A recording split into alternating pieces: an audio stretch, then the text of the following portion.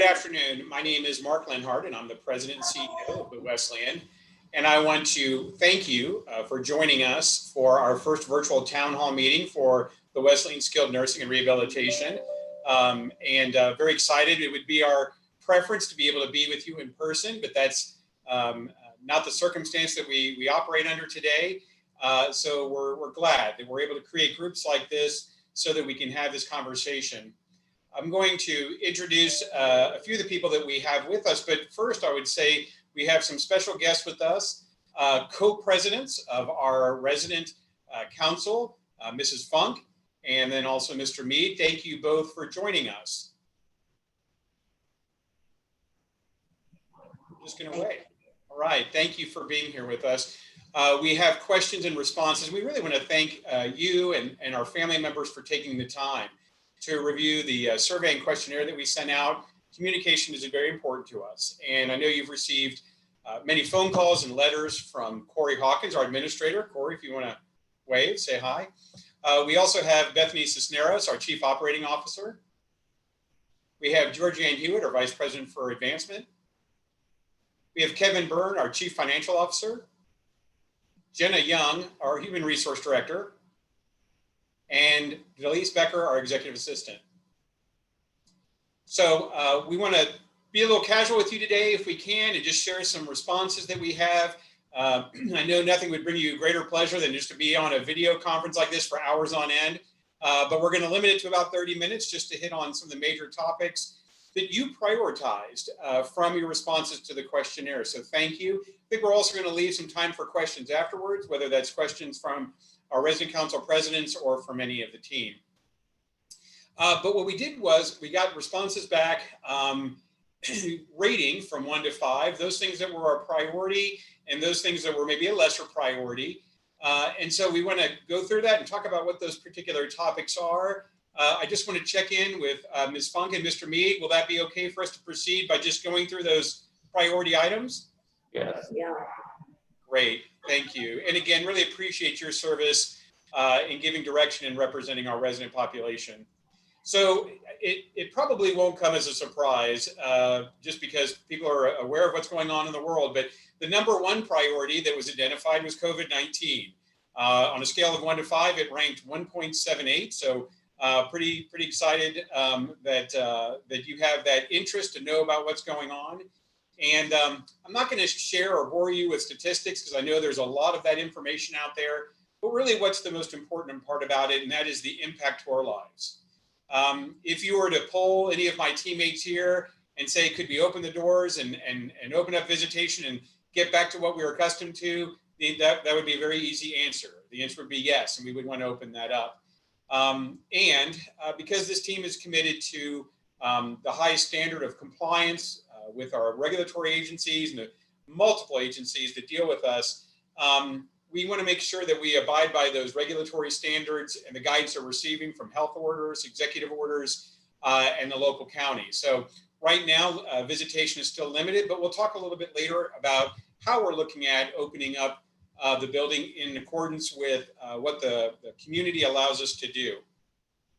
But some of the things that were questions about COVID-19 was, what about the visitation of our family members? And I know that Corey, as our administrator, has had circumstances. There's certain guidelines that come from the regulatory standards that allow some exceptions. Corey, can you just hit on what a couple of those are, maybe one example of that for our community? Well, we have compassionate care end of life visits, and those are the ones that we will screen the families before they come in. And I say families, it can only be, and they made it specific to just one family member coming in now, to where they can actually come in and visit with that patient. And typically the patient's on hospice and being able to be at the bedside. And we make special arrangements, and it's coordinated through multi-levels at the facility to ensure that we're putting everybody's safety first. So it is a coordinated effort, and it goes throughout our corporation about who's coming into the building. Okay, Corey, thank you very much. The question actually asked more often than anything else with regards to COVID-19 is, when will it end? And I wish I had an answer for that. I will also tell you that you're not the only program within our organization who has asked that question, or even one time a day. And so we don't know. What we are learning to do is to how to navigate it, is how to understand. Of course, we're waiting for a cure would be great, but they're also looking at how we can address this symptomatically. And that's been very challenging, I know, especially in light of a lot of the changes that have taken place throughout our organization.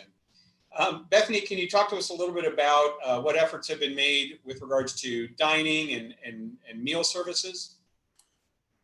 Yes, so thanks, Mark. So we are currently working, Corey and I, in conjunction with the Chief Compliance Officer of the company, are working on a plan to reopen our dining rooms to communal dining.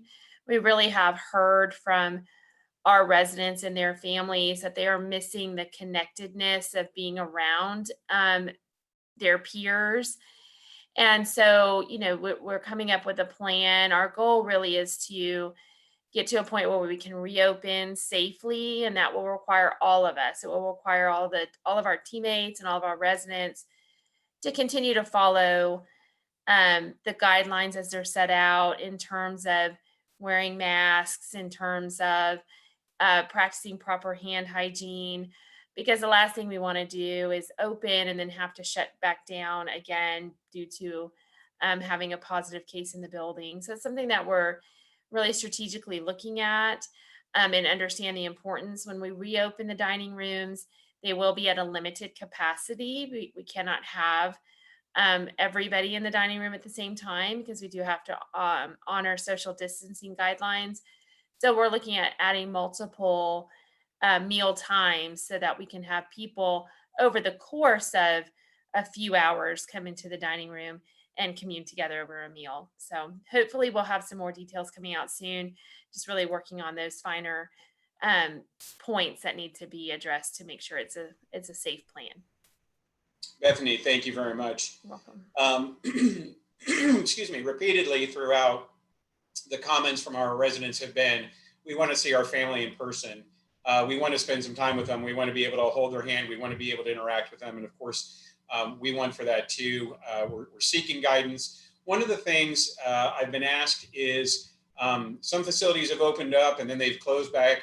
I'm going to use as an example one of the hardest things that we've experienced. A colleague of ours, a little bit farther north in Texas, they opened up their building, and then shortly thereafter, maybe about 72 hours later, they had to shut back down again because they no longer met the requirements to be open. And then they opened back up again. And this is for a community like ours that has independent living, assisted living, and skilled nursing. Well, they opened back up again, and then about 2 days later, they had to shut down again because they didn't meet the regulatory standards. And then they opened back up. Once they fixed that, they opened back up again. And before they opened up, about 12 hours before opening up, they had to shut it down again. We think that'd be very confusing, very frustrating to visitors and to our family members. So we just want to make sure that when we take the right step, that we're doing it at the right time, we're doing it with safety, and we're not inviting in anything that would compromise the safety of our residents. Challenging though it has been, we've had a great success record. Even though one case is too many, we've only had one positive resident case in the 5 months we've been here. We've had 5 teammates that were positive and 1 contractor. But when we're looking at facilities in our area and outside having high double digits and triple digit cases, we've been very thankful for the efforts that have been put in place. And what I want to say is it very much has been the team writing policy and procedure. It's been the frontline staff and management that have been enacting those policies and procedures. But without the incredible cooperation of our residents and our family members and the sacrifice that you've made in limitation of visitation and other restrictions, without that, we would not have the success we have today. So I do want to say thank you. That I know that's shallow or hollow when it comes to the point of you want to be with people, but you really have been a part of that success in limiting that access. We've been able to prevent the spread, and that's really something that will help us as we look at ways to invite visitation back in. The state's going to be looking at what is our positivity rate, what kind of spread has taken place, and how have we managed it. So your success has been something that we can communicate as policymakers make new decisions about how to open up visitation. Corey, or to our resident council presidents, any question about COVID-19 or anything else I can answer? You guys have any questions? Over the whole thing. Okay. So the dining, when you open the dining, back up, it's gonna be in shifts. Shifts, you know, a group go in, then another group go in. Is that right? That is correct. It'll work in a rotation. There'll be limited seating. And so we'll have multiple seating experiences. Is that correct, Corey? At different times, correct? Right. What we're going to do is look at the max number of people that we can bring in and still have social distancing. We have to understand the biggest concern that we have is when you're eating, the masks come off. And so we have to safeguard, and it seems like a simple process until you really get into it, and then it gets pretty complicated. Also, we're looking at it per hallway standpoint as well. One of the biggest things that has saved us was catching things early, isolating them on the units, and then fighting the virus from that standpoint. And that's what has been pretty shockingly from a lot of the surveys that we had was, how did you only have one? And that really comes down to it. And so we want to make sure that when we open up the communal dining, that we're taking those people that are on the halls together, because as much as we'd like to think, moving that many people in and out, they're going to have some interaction. And so as long as we can do it safely, so our goal is, the long answer, yeah, we're going to have shifts and we're going to have multiple meal times, you know, so multiple breakfast, multiple lunch. Thank you, Corey. Mr. Mead, that was a great question. And I know much like dining services, other activities, larger events are probably going to work in a rotation like that as well, especially if that turns out those kind of staggered events turn out to be successful and we're able to prevent the spread of COVID-19 or the engagement of it. So we'll certainly keep you communicated with about how that's going to take place. It's going to take some flexibility. It's going to take some understanding that not everything's going to happen exactly at the time as it has before. But we'll try it and we'll see what works and what serves you all best. One area I want to talk about that has been a question has also been what's been the financial impact to the organization? And certainly COVID-19 comes with an expense, something that we've been able to do very well working with group purchasing to maximize our purchasing. We have a wonderful team that makes sure that we have supplies when, frankly, a lot of our colleagues, associational colleagues, have not been able to have the access that we have. You'd be surprised at all the nooks and crannies where we have storage supplies and masks and gowns and everything else like that. So well prepared and for however long this may take. We're, as a ministry, we're being good stewards of our resources. And so we're making kind of slight course corrections along the way. Kevin Byrne, our CFO, and his team look at our financials, report those financials to our board, and have great confidence in our success. During this COVID-19, people have still needed the services of the Wesleyan. And so we still see admissions, we still see people moving in, and are thankful for that. So that's very helpful in keeping us a vital ministry in this community. One of the things that you have experienced on top of this very, very challenging COVID-19 is the transition, the combination of our populations between scenic and the Wesleyan skilled nursing. Believe me, I know we've been asked the question, could you have thought of a worse time to do this? And no, I don't think so. We looked for the right time to transition. We took a break from it a couple of times. But our residents, again, family members were very much integral to making sure that process worked along with our teammates. And it's going to take a while for everybody to kind of come together in that community to mesh, because it's not about making the scenic population of teammates and residents work with the population and teammates of what was formerly Estrella Oaks, but it's now, what does that new combined community look like as the Wesleyan Skilled Nursing and Rehabilitation?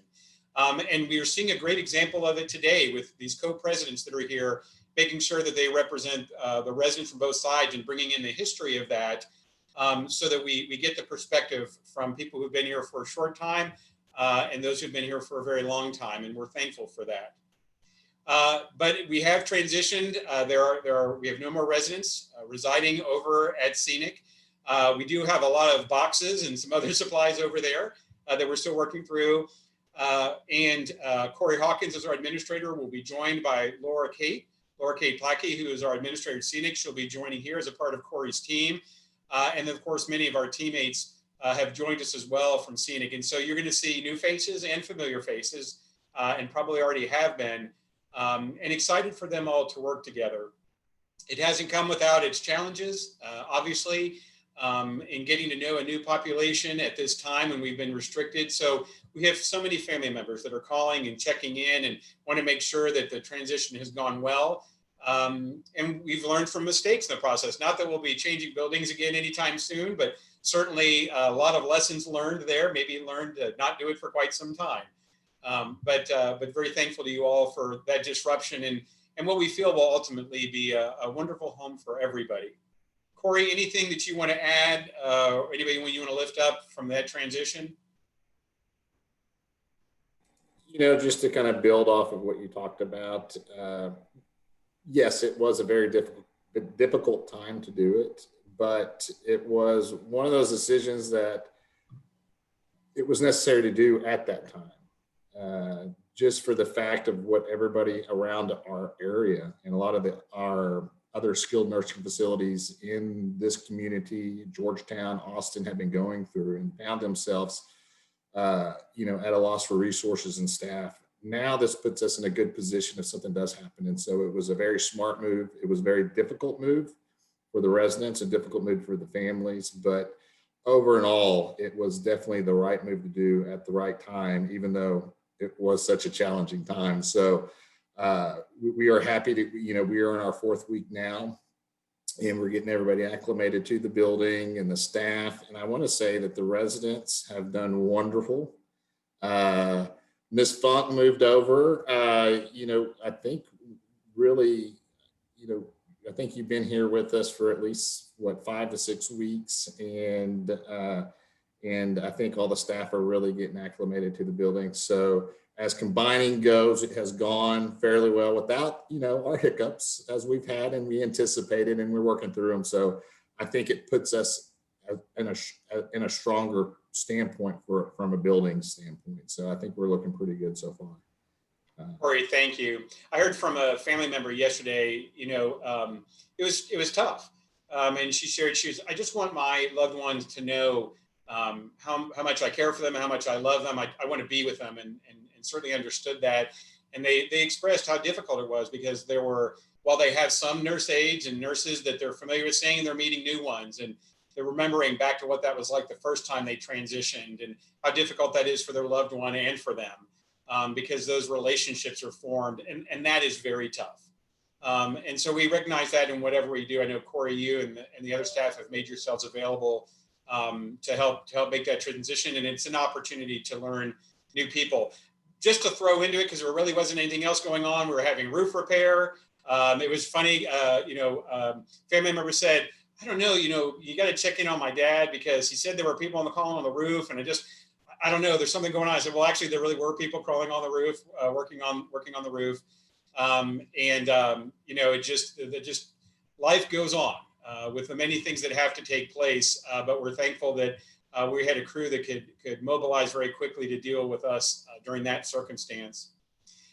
I know that prior to coming in, we had operated the 2 facilities intentionally at decreased capacity, because we wanted to do some renovations. So there's been painting and new furniture and flooring, and there's still more to be done. And so if I can, I'd like to use a little bit of this time to transition into some discussion about our strategic plan. This community has really grown. The campus that you're on is a part of that acquisition. The campus that you're attached to was 40 acres. Now it's 55 acres. We now have the property that's next to you all. And so we're very excited about that growth. And in that growth, we've looked at expansion for more independent living, more assisted living and memory care opportunities for the Wesleyan skilled nursing, but also other things to expand on it. So in addition to adding additional units to the Wesleyan skilled nursing and rehabilitation, we're also looking at adding a chapel. something that was a significant portion and central to the scenic building that will be an addition to this building when we go into growth and development. Many questions were asked is how far along are we? Well, we're actually right in time, right in line with the timeline for the schematic design and getting all the consultants together and working towards what the price of expansion looks like. What will really happen next is timing. How has COVID-19 impacted the ability to bring material resources and labor resources to that construction? Is it the right time for organization? As a group that has experienced a lot of change, even good change, the addition of a chapel or the addition of skilled nursing, how much change can we really bear all at one time? And so, we want to look at what's the right time for our residents and give just an opportunity to breathe a little bit and get to grow in and learn and find out about what our new home looks like. And for our teammates, again, I want to say none of this happens without our frontline teammates. And, there's some that still look at the scenic group and the WSN group. And we got to work on that culture. Jenna Young, who's our director of HR, is working towards that about what we can do. And so, to address issues just like this, we're going to be having a town hall meeting tomorrow with our teammates to talk about some of those issues and just start that process. No one expected it would happen overnight. It's certainly not going to happen in the last 4 to 5 weeks of the transition. It takes time.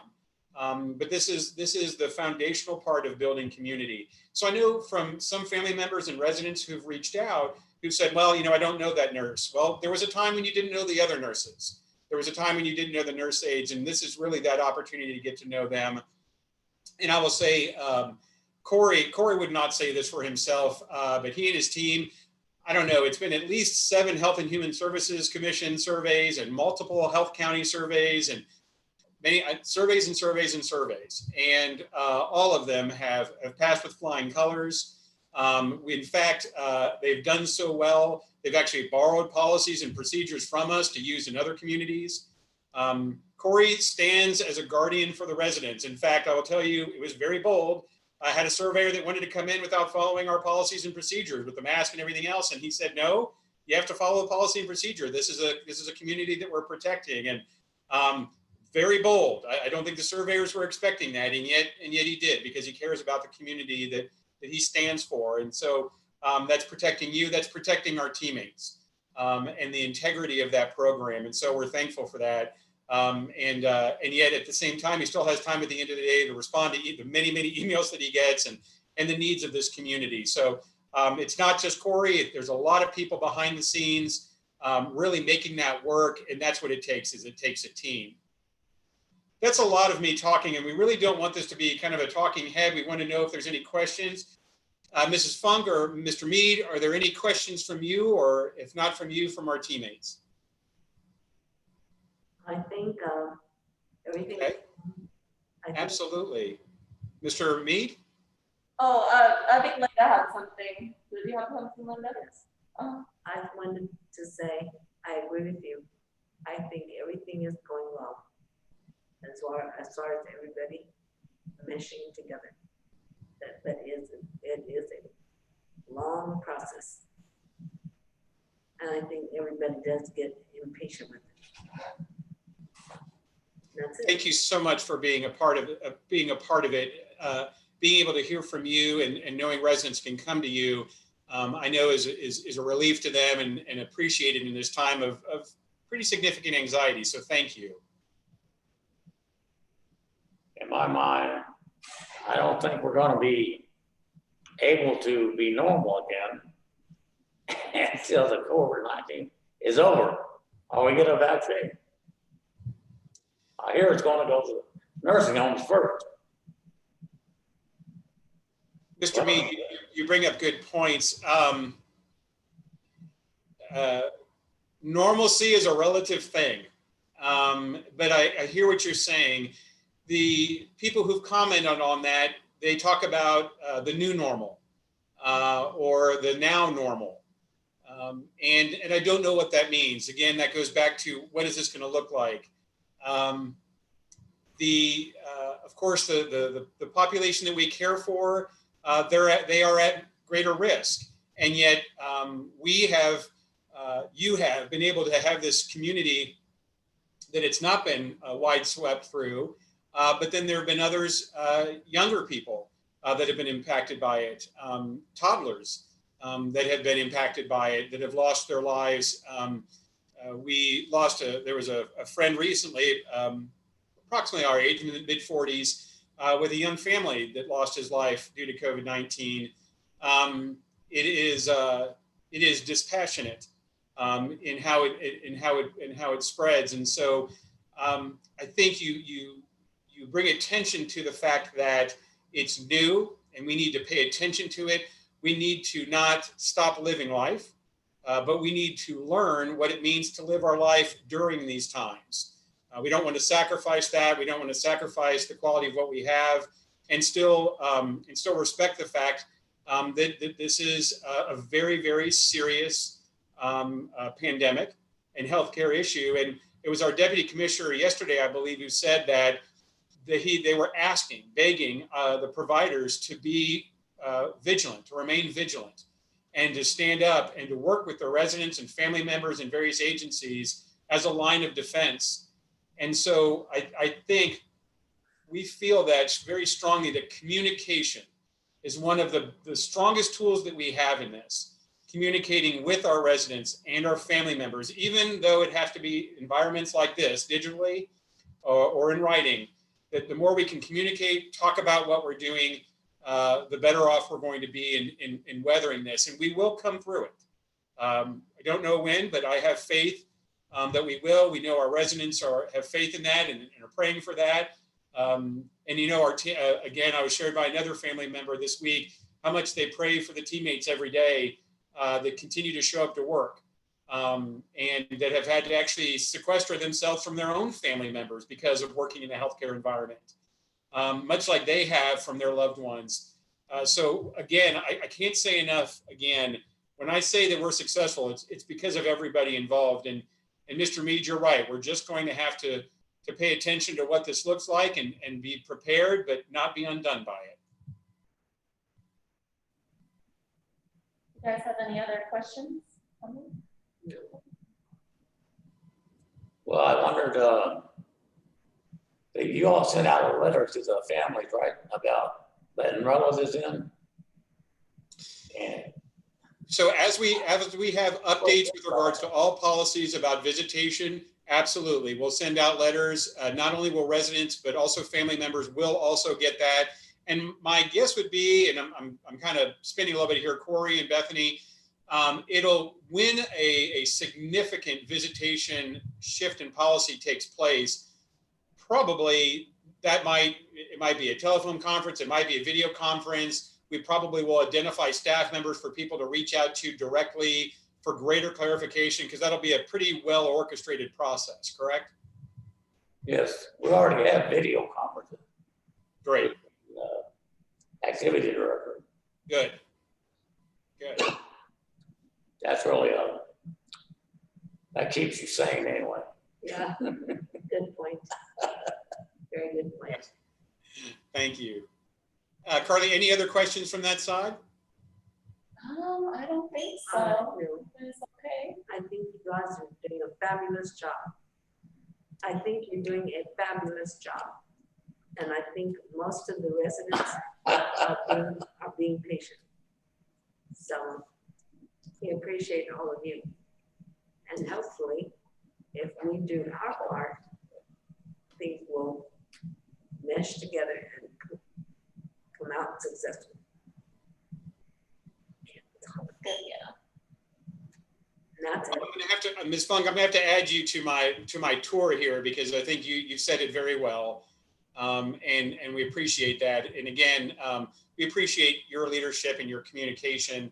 And we really, and I know that you don't, because I can see the spirit that comes from you all, the questioning and the desire to be engaged. Just continue to do that and lift those questions up. You represent those, some residents who don't want to ask the questions. And I know that Corey appreciates that, his staff appreciate that, because that helps us tailor this home to you. So team, I thank you again, Mr. Mead and Ms. Funk, for being available. Carly, thank you for helping facilitate that on that end. To my team, any other questions or parting comments? I think, Go ahead. go ahead. I just have one more. Corey does a very good job of infiltrating, goes around to everybody. He talks to us, he smiles, he makes everybody feel confident. And I think that's very important. That's fantastic. Great job. That's wonderful.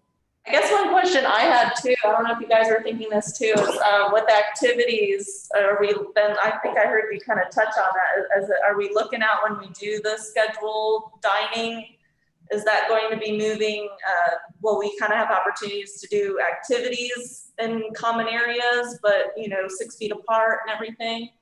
Right, that's a great question. And the fact is all things that are congregate. So life enrichment, worship services, other gatherings, meal services, all of those things will fall under those same guidelines. So again, kind of like Mr. Mead mentioned, it'll probably be a modified version of it, but yes. And so Corey, I would expect that Life Enrichment probably would be giving you some ideas of how they might modify Life Enrichment gatherings to be compliant. Is that how that's going to proceed?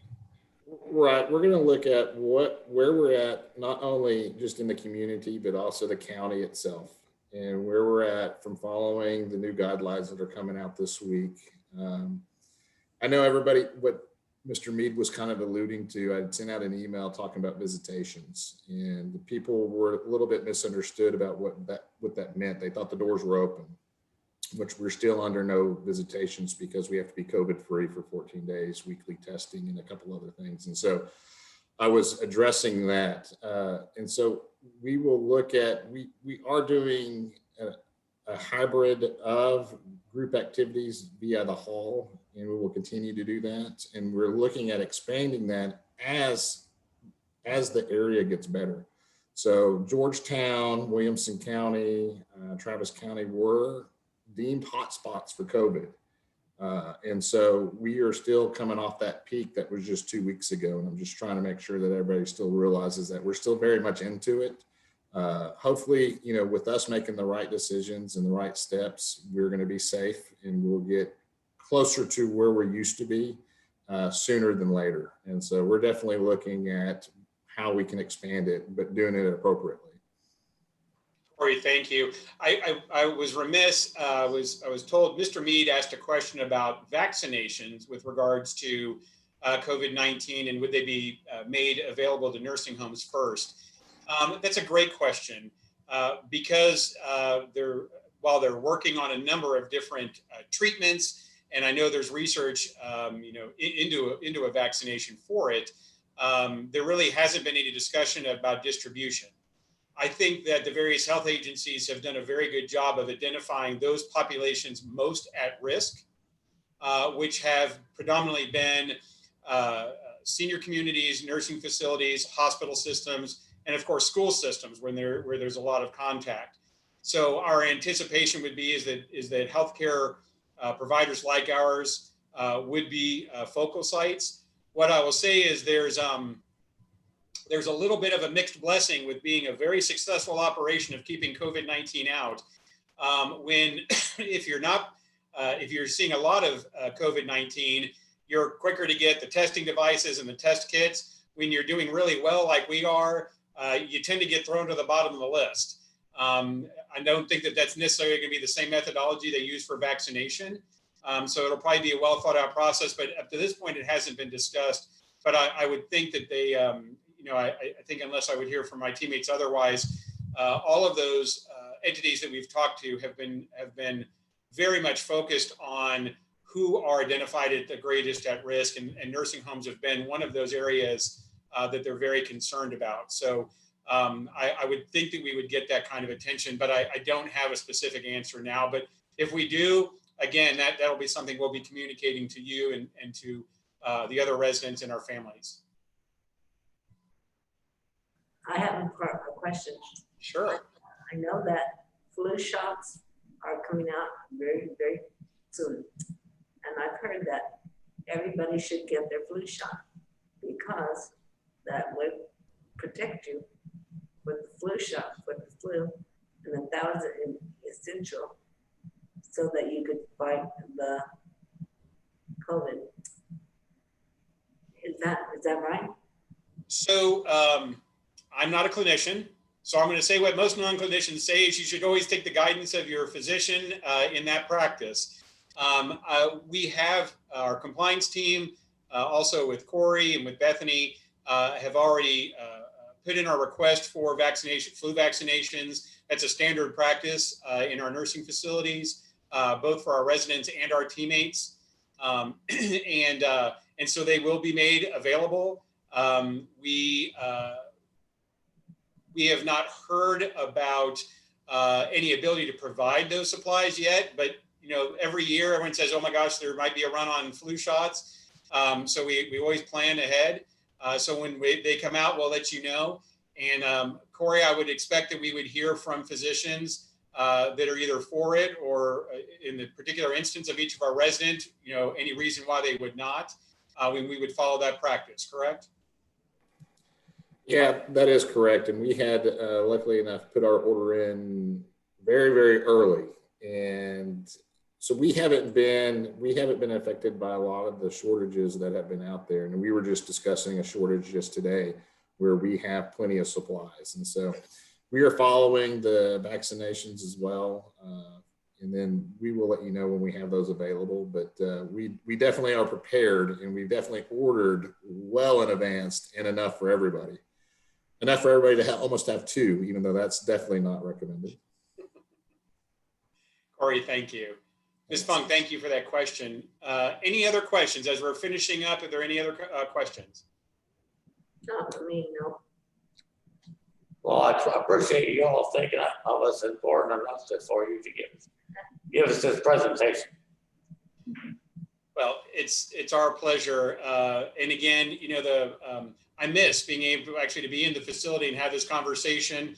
On the plus side, they limit how much bandwidth we get for how much time, so it won't go on forever. So that's a good thing. But thank you for taking the time. Thank you again for representing it. Please share this with our other residents, and if they have questions, go to Corey, and we'll certainly make ourselves available through that. Team, thank you for being available. And to our family members, those that are with us now and those who will be viewing it later, if we can follow up with any questions, we would look forward to doing so. Thank you for joining us. Thank you for being a part of the Wesleyan community, and be well. Thank you. Thank you. Thank you.